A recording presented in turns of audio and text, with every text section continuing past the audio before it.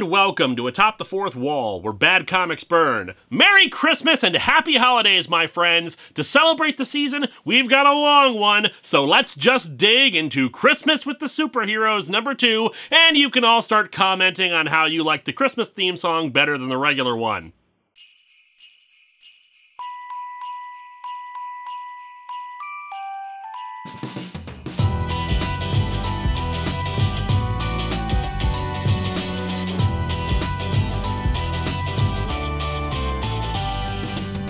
Welcome to Atop the Fourth Wall, where Yuletide candles burn.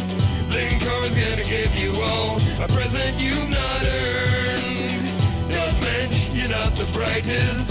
Frank Miller, you're off the nice list. If you're a comic writer who misuses a license, your gift will be returned. Digging through the shelves for the kind of comic books that would turn Santa's elves into common crooks. He reads them and he weeps while down the chimney creeps. Pajamas with a Marvel trade to watch him when he sleeps. Linkara, he built a snowman, now it has a hole. Linkara, 8 maids, a milking and a young blood troll. Linkara, only one Dickens homage away from going chestnuts. Linkara, this Christmas comic sucks. Have yourself a merry little Christmas. Let your heart be. Yeah, we're going with issue #2 for this special holiday episode, primarily because the first issue is even longer, even accounting for the fact that it has the Teen Titans Swingin' Christmas Carol in it that I've already covered before. Anyway, this cover is... Here's the thing, I like it in concept more than execution. The penciler is Steven DeStefano, and I'm not familiar with their regular work, but there's something about the human figures on the cover that's off-putting. I think part of it is just a little too much unnecessary lines. I've mentioned this before, how in comic artwork, the more lines you add to a face, the older they look. So for a lot of these characters, there's just this weird aging effect happening to them, particularly an added line on their brows. In Wonder Woman's case, it's her upper arm and shoulder, which look just a bit wrinkled. However, the worst goes to Aquaman, who's apparently 85 judging by how he's shriveling up. The cover is not helped by another thing, the Elves. The idea is that the heroes are all aiding Santa and his elves make toys. It's cute and it works, but dear lord, the elves are friggin' creepy! They all have this plastic grin like they're all about to start the purge at some point. The rosy cheeks and rosy foreheads, I guess, are not helping either. Or maybe this is what'll eventually happen to Pikachu after millions of years. As implied, the book is an anthology, this one all of original tales written specifically for it, beginning with a Superman story.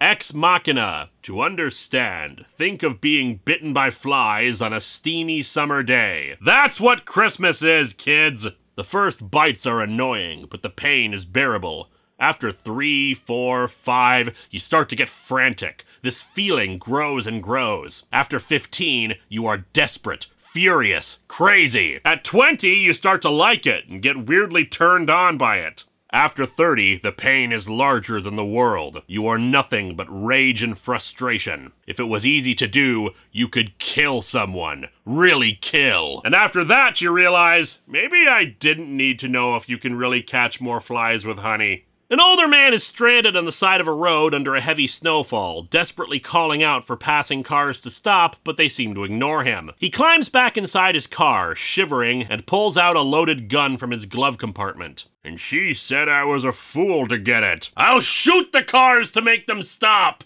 He writes up a suicide note, saying he's sorry, but the cold is too much and no one will stop. However, before he can pull the trigger on himself, there's a knock at the window. Ha! And my wife said drive-by caroling was a stupid idea! No, it's Superman, who calmly asks to get in with him and offers to warm him up. And indeed, using his heat vision on lower intensity, it's exactly what the guy needs. I can't tell you how good. I never thought I'd be warm again. I'll have to take longer to thaw your engine block and battery water, or they'll crack. Superman! Your own personal space heater! He asks the man why he was about to shoot himself. He explains about the cold and how no one would stop. It's the curve. They wouldn't see you until they were upon you. Those that did see you in this blizzard must have been afraid to brake. This road is pure ice, and responsibility fades fast when you're speeding down the road. Yeah, but that doesn't explain the dozen people who were trying to swerve into me and shouting 30 points. Superman still feels like it's thin reasoning to kill himself, and the guy explains more. His wife is divorcing him, even helped her to move on Christmas of all days. I'd tell you about it, but we promised not to discuss it. Let's just say it involves a clown suit and things not discussed in polite company. He asks what Superman was doing out here so far from Metropolis. Remember that Minuteman missile that had its fuel ignite when a workman dropped a wrench down the silo? It caused a spark, making quite a blast. Well, beyond these empty fields, out of sight of the highway, are some silos. The heat's out at my apartment, and, well, I was getting kinda cold too. There's been an explosion? No. The technical term is meltdown. Superman, great guy that he is, starts rifling through the dude's stuff and finds some medication. The guy is suffering from a degenerative condition and was on his way to go sell an old house of his. Supes asks if he has any family he could spend Christmas with, but the guy says not really. A daughter he hasn't spoken to in years because of his wife objecting to the person said daughter married. He thinks it'd be awkward to try to contact her now, but Supes interjects. I don't mean to preach here, but there's one thing I know. Estranged daughters are over there, and over there needs to take care of its own problems. You're doing the right thing. No person who's lost his, or her, parents wouldn't like to get them back, even one of them. This is something I know. And let me tell you something, the Justice League needs to stop being so uptight about necromancy experiments. My friend, your disease is a long, hard way to go. Nobody should die alone in this world. If not for yourself, do it for me. I'd like to think I didn't stop here for nothing. On that note, thanks for your wallet, sucker! He promises to call her, and as he gets the engine started again, Superman gives him directions to, presumably, his parents' place, saying they would be happy to give him a Christmas dinner. They're good folks. They helped me out after I had some trouble in space one time. Just don't try to go anywhere near a tornado, or the older guy will just give up on life. And so the story ends with the two wishing each other Merry Christmas. Superman flying off, subsequently destroying the guy's gun. Not that I want him to commit suicide, but Supes, that was the dude's private property. Kind of a dick move. And the guy drives off towards Smallville. From there, we move on to a Batman story. And in the depths, dark. How long has it been dark here? Ever since I refused to pay that power bill. Damn it, I'm trying to mine for bitcoins here. I need that energy! How long since the eternal waters started their work upon this ancient rock? How long since the sculpting of this vast, empty cathedral of night has begun? How long will that advance last before the investors get really pissed off that it's taking so long? How many summers have stirred the world above into teeming life? How many winters have plunged it into glacial stillness? How many times has the driveway needed to be shoveled? How do we measure the countless lifetimes spent in darkness? Really good watch. Far across the world above, in a rough stable, a child screams. For many, his birth brings a light that may never be quenched, thanks to Duracell. In case you hadn't noticed, this has all been from the perspective of a cave entrance. We see a Native American and a pilgrim at various times either staying away from the dark of the cave or wetting their pants and running for it. And then we finally see Bruce Wayne as a child, having chased a rabbit into the cave. He apparently trips and, upon getting up, spots a bat attacking and eating the rabbit. His widening eyes see beyond the moment and glimpse a dark destiny. I'm Batman! And it's rabbit season. We cut to the future, where a now-adult Bruce sets up the Batcave alongside Alfred. The Black Gulf waits patiently, waits as, on a city street above, the child screams once more, reborn in death. Waits as the child becomes a man. Waits as grim resolutions are made. Waits and wonders if he's ever gonna get called in for his appointment. We cut to even more in the future, where Bruce is showing Dick Grayson around. That's where you'll have to eat rats, and that's where I'm gonna call you retarded for insulting my car. We even see a Christmas between Bruce and Dick, where his present is a Robin costume. Well, thanks, Bruce, but I was kinda hoping for some Transformers. Contrasting yet alike, they bond in unity, at least until the subject of rock and roll is brought up. The narration continues, talking about how, over time, the darkness seemed to recede and it was less about vengeance and more about adventure between the two, even gathering trophies of said adventures. Which just begs the question of what villain did these two fight where they took a Christmas tree as a trophy? However, of course, eventually darkness must return as Dick grew older and left his role as Robin, giving his costume to Alfred to hang up and the two parting. The petrified icicles weep, by tears growing in stature. The icicles supplied themselves with onions so that they might grow into giants. It continues like that, with Alfred needing to help Bruce out of the Batmobile one night. Alfred! One-Face is trying to steal Christmas! Geez, apparently they can't have the tree in the cave anymore, so Alfred's just hanging up a wreath. Back in the cave narrative, a bird flies into the cave to escape the cold. The world can be cruel to the innocent. Lost in the abyss, they may lose sight of the sky. Then the hail starts falling, and they're quickly reminded of its location. A bat tries to come down and attack the bird, but it gets up and fights back, the narration saying that hope can still rise up and the innocent can be saved. The bird then manages to escape the cave and fly off into the night, ending the story. For without darkness, light has no meaning, and long though the night has been, it cannot last forever. Also, Jesus is being born again near Gotham, based off of the star in the sky. We next move into a Wonder Woman story. Gifts. Oh, Fur Balsam, I am going to take your chopped up remains to all my friends, and you shall forever be known as the Giving Tree. It starts with Diana having a nightmare where three things happen simultaneously. A friend of hers named Mindy talks about how Diana inspired her with a message about love and peace.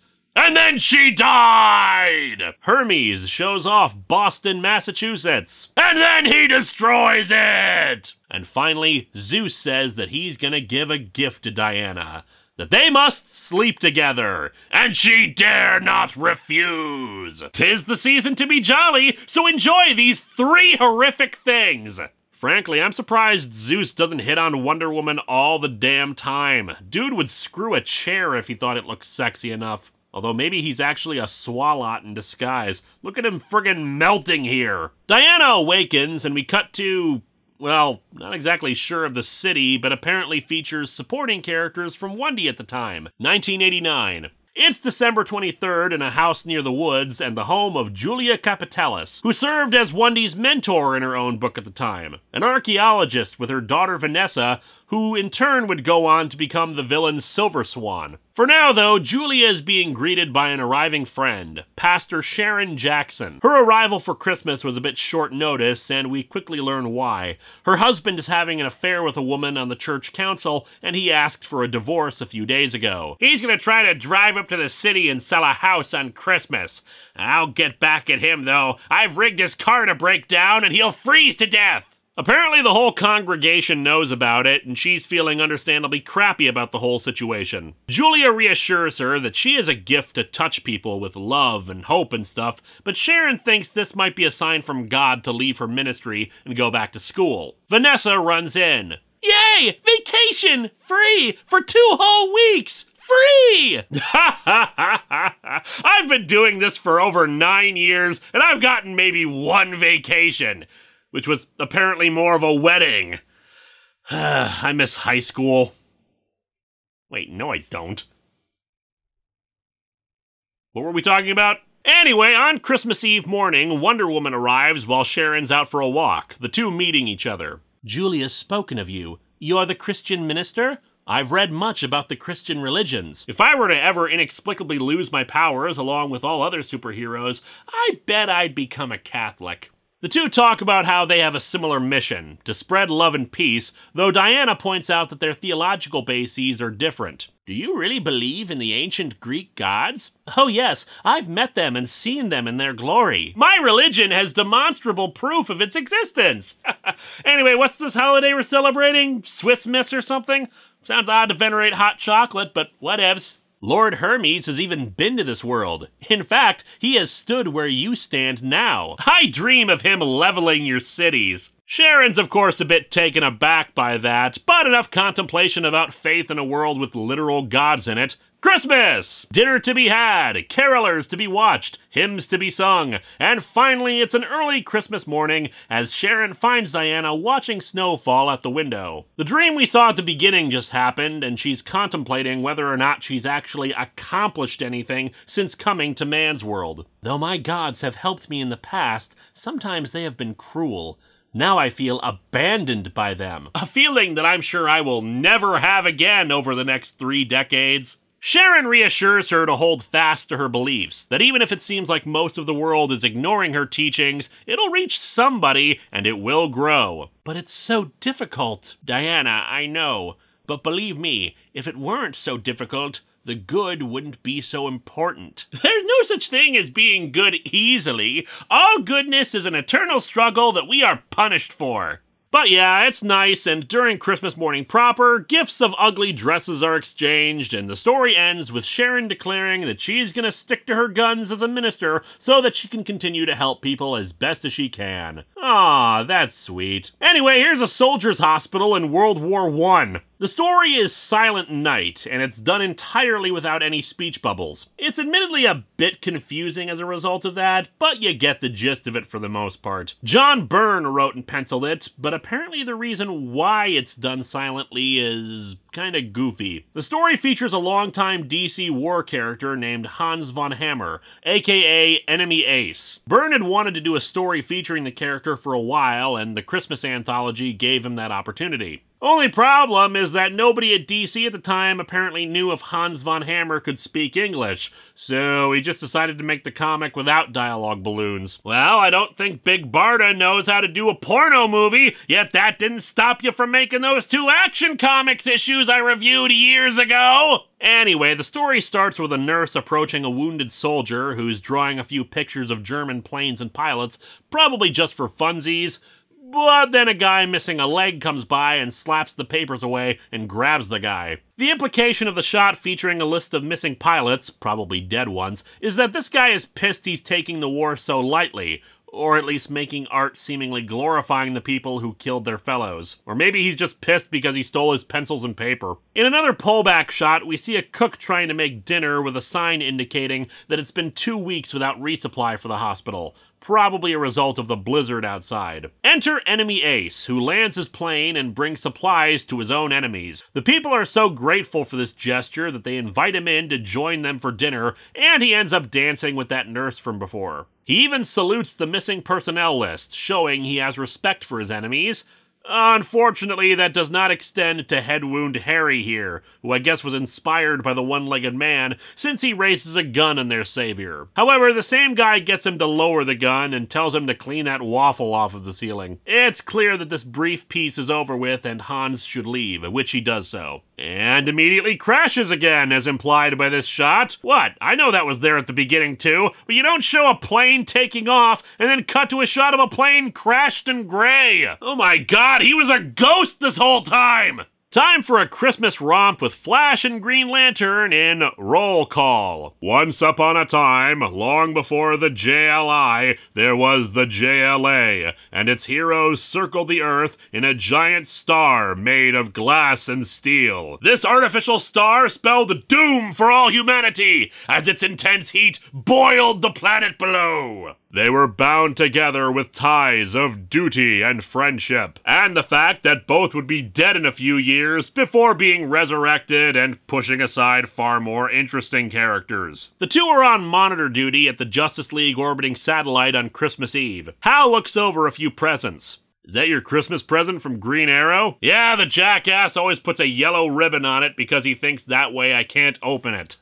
Joke's on him, I just end up giving it to Batman and pretending it's from me. It's Das Kapital. He gives it to me every year. I've made a tiny fort in my apartment with them. I think this is his way of making sure I read it. He got really mad when I said I would just watch the movie. Yeah, presents are a strain. This is from Wally. It's socks. It's always socks. Yellow ones with tiny blue clocks. I have 75 pairs. You know, I bet most adults friggin' love getting socks. I know I do, saves me a trip to Target. And yellow ones with tiny blue clocks sound even more awesome. Look, monitor duty's over. Let's go someplace. But we only started an hour ago. Yeah, and the bars just opened an hour ago too, so let's go. He suggests they could go to a small town to have an old-fashioned Christmas, although I'm just curious why they aren't waiting for the next person on the shift rotation to arrive for monitor duty. Unfortunately, the place they end up going to is not what they were expecting. Good plan. We'll just end up stopping for a pizza.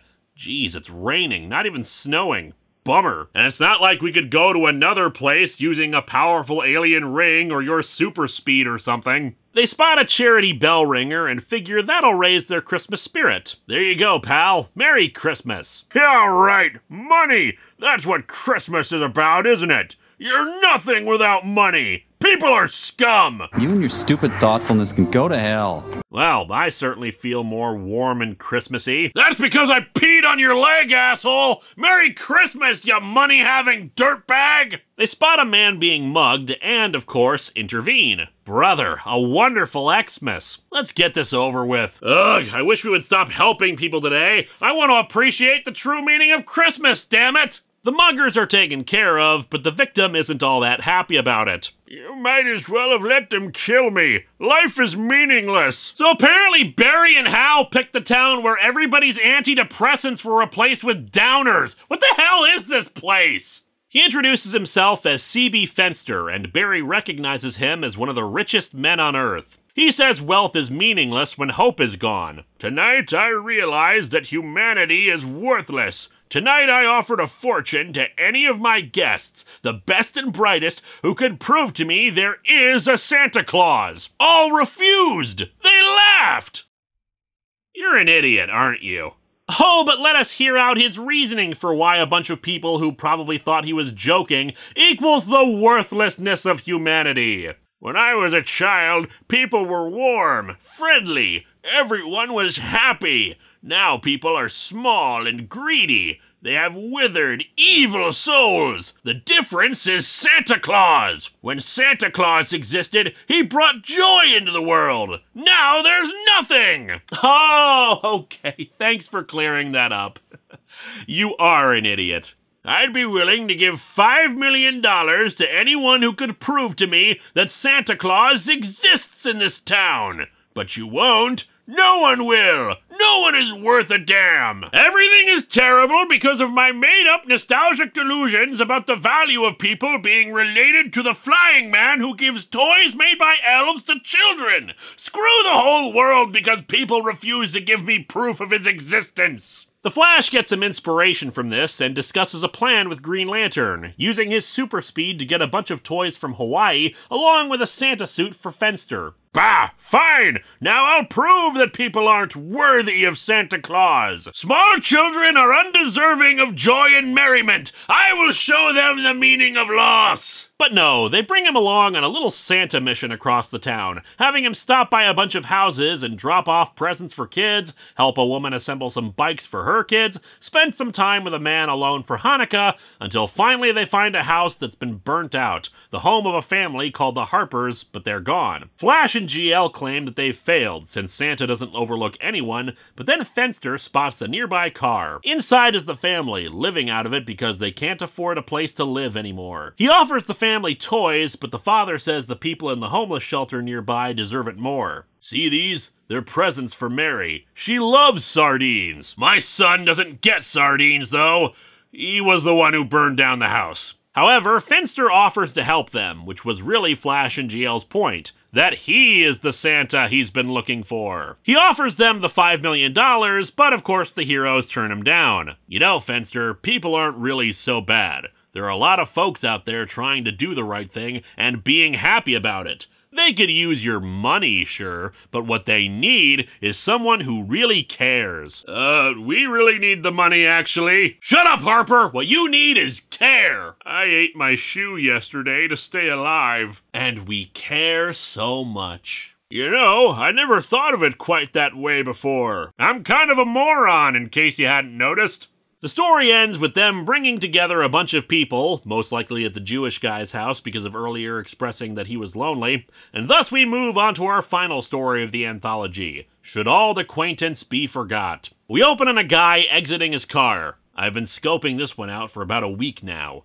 John Turner Danforth, 45 years old. Net worth around $65 million. King of the leveraged buyout. He too has stopped believing in humanity, but in his case, because people couldn't prove the existence of the Easter Bunny. The narrator explains that he bought up a supermarket chain and sold it off piece by piece, gaining a hefty profit for himself while putting 50,000 people out of work. However, a glowing change goes over the guy. Ugh, he feels cold, wet inside. It's like shrugging into a cashmere coat dipped in salad oil. Turns out it was just because he frequently pees himself.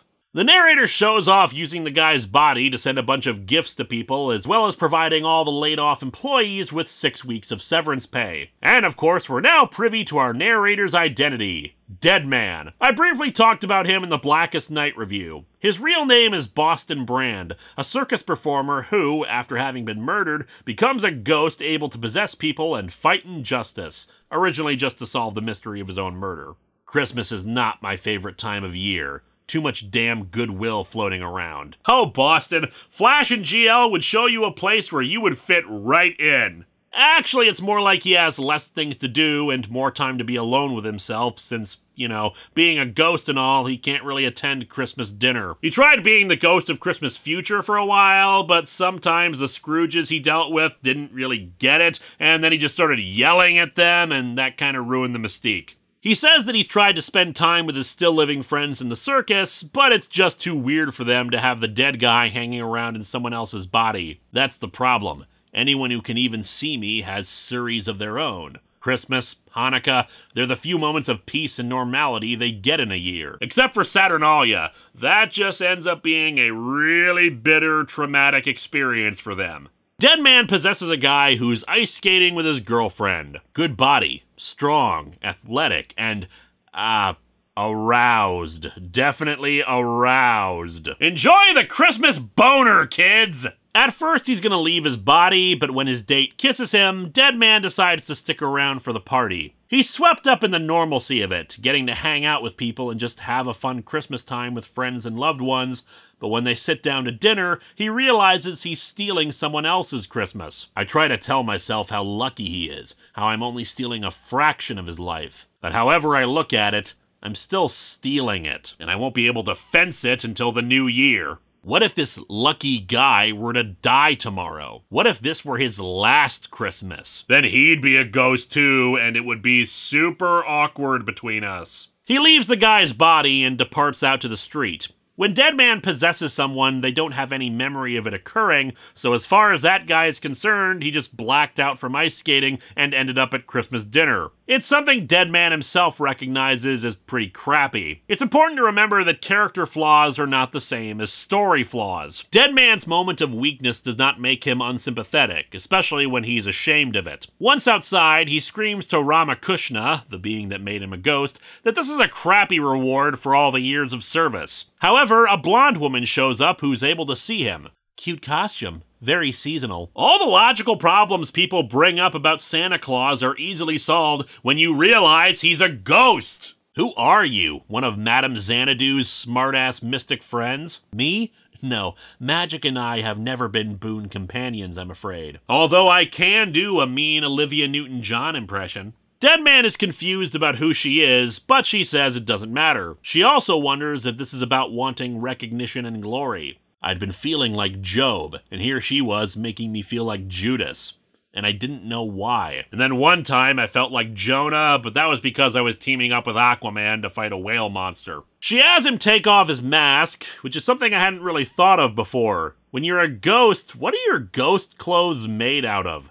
Did your clothes die too? Anyway, she explains that they fight the good fight not for the recognition, but because it needs to be done. Because if we don't, no one else will. And we do it even if no one knows what we've done. Even if no one knows we exist. Even if no one remembers we ever existed. You're right! Thanks for that, I'm sorry, who are you and what were we talking about?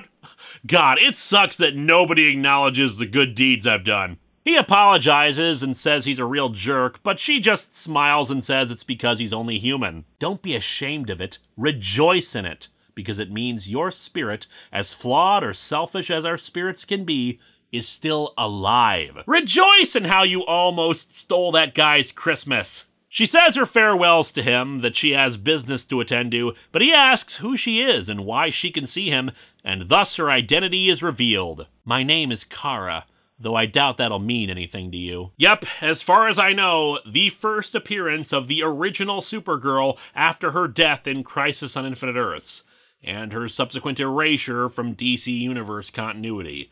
She expresses a poignant, beautiful sentiment that reflects how heroic and wonderful she was, even if nobody in the DCU remembers her.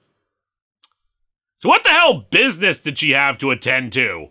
Like, did she throw a holiday party for all the other retconned versions of characters? I mean, that's gotta be confusing, especially when there are like 3 different versions of Jor-El she has to invite, plus the many defunct versions of the Legion of Superheroes. Yeah, we'll be getting to them a bit next year. And so our story, and our comic, ends with Deadman admitting that while he may not know anything about her, he'll never forget what she gave him, and wishes her a Merry Christmas, whoever she might be. This comic is overall pretty good, and it's best to evaluate each story on its own. Ex Machina is a bit of a sweet holiday story, not related too much to the season, but it's a good reminder of how human kindness is so important. It may not be the cheeriest Christmas story, but it does warm me up. And In the Depths is not that great. It has some good ideas and moments, but it's a bit too abstract for my tastes. Still, I do like the message that we are not forever engulfed in darkness. Gifts is a smaller story about 2 people rediscovering their faith in the face of despair, and works a lot better in that regard. Just a good little Christmas story. Silent Night is good stuff too. One of the things about this season that I love is that, more often than not, it's a time of peace and goodwill, so it's nice to see even bitter enemies sharing a moment of respite and respect. Roll Call, while having the germ of a good idea and a guy who's become embittered about mankind rediscovering humanity, is bad. Fenster's reasoning for hating humanity is lame and dumb. And finally, Should All Acquaintance Be Forgot is a classic, still talked about today, mostly about the reappearance of Kara, but the lesson itself is reflective not only of the season, but for all people to come, that to do good should be justification in itself all times of the year. From all of us here at Atop the Fourth Wall, I just want to wish you both a Merry Christmas, and most especially, Happy Holidays.